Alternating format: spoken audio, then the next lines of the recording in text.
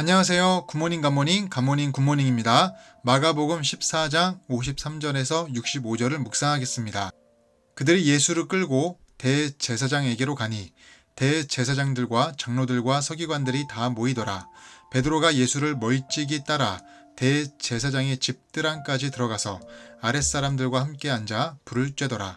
대제사장들과 온 공회가 예수를 죽이려고 그를 칠 증거를 찾되 얻지 못하니 이는 예수를 쳐서 거짓 증언한 자가 많으나 그 증언이 서로 일치하지 못함이라.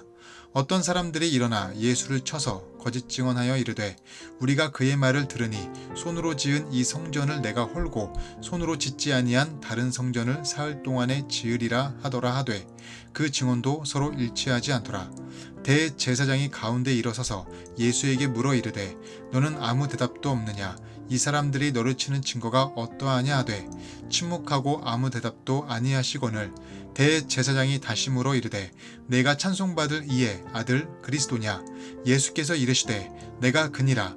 인자가 권능자의 우편에 앉은 것과 하늘 구름을 타고 오는 것을 너희가 보리라 하시니 대제사장이 자기 옷을 찢으며 이르되 우리가 어찌 더 증인을 요구하리요? 그 신성모독하는 말을 너희가 들었도다. 너희는 어떻게 생각하느냐 하니 그들이 다 예수를 사형에 해당한 자로 정죄하고 어떤 사람은 그에게 침을 뱉으며 그의 얼굴을 가리고 주먹으로 치며 이르되 선지자 노릇을 하라 하고 하인들은 손바닥으로 치더라. 아멘.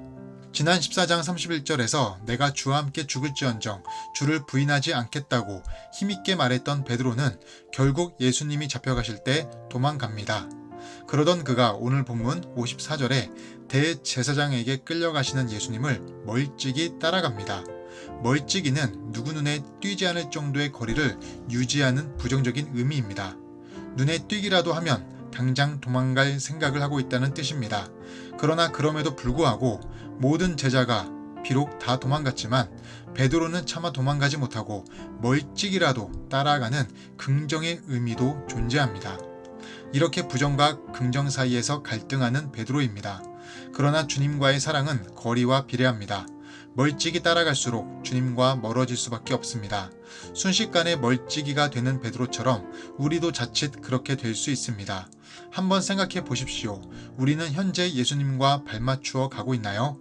아니면 멀찍이 눈치 보면서 따라가고 있나요? 신앙생활도 가정생활도 적당히 하면서 틈만 나면 도망갈 생각을 하고 있지는 않은지 생각해 보시기 바라겠습니다.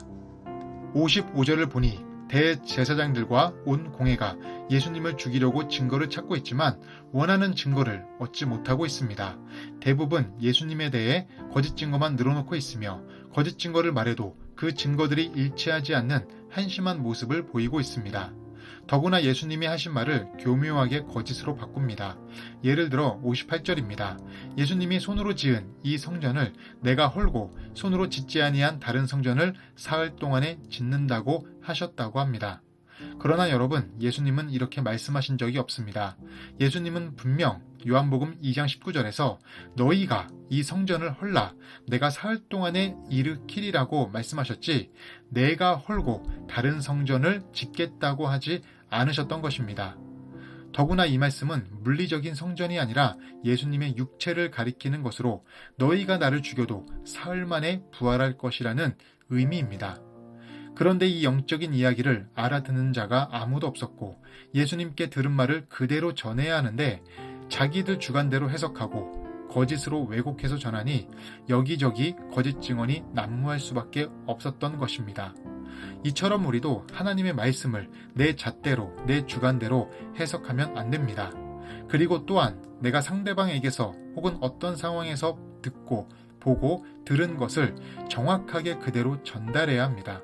거기에 내 감정을 집어넣거나 없는 사실을 덧붙이면 사실이 왜곡되고 오해가 생기고 억울한 피해자가 생길 수도 있기 때문입니다. 어떤 사람에게 사실을 넣으면 사실만 나옵니다. 그러나 어떤 사람에게 사실을 넣으면 왜곡이 됩니다. 우리에게 필요한 것은 사실을 왜곡하지 않는 진실한 자세입니다. 그런 마음과 자세로 오늘 하루를 살아가시길 바라겠습니다. 기도하겠습니다. 하나님, 오늘 공회 앞에 서신 예수님의 모습을 봅니다. 도망갈 거리를 확보하고 관계가 끊어지지 않을 만큼만 멀찍이 떨어져서 예수님을 따라가는 베드로의 모습이 내 모습입니다. 말씀을 내 잣대로 해석하거나 다른 사람의 말과 상황을 거짓으로 왜곡하는 말을 하는 것도 내 모습입니다. 주님, 이런 저희를 주의 보혈로 용서하여 주시고 이제는 새로운 마음과 자세로 새해를 살아갈 수 있도록 도와주시옵소서. 감사하며 예수님 이름으로 기도드립니다. 아멘.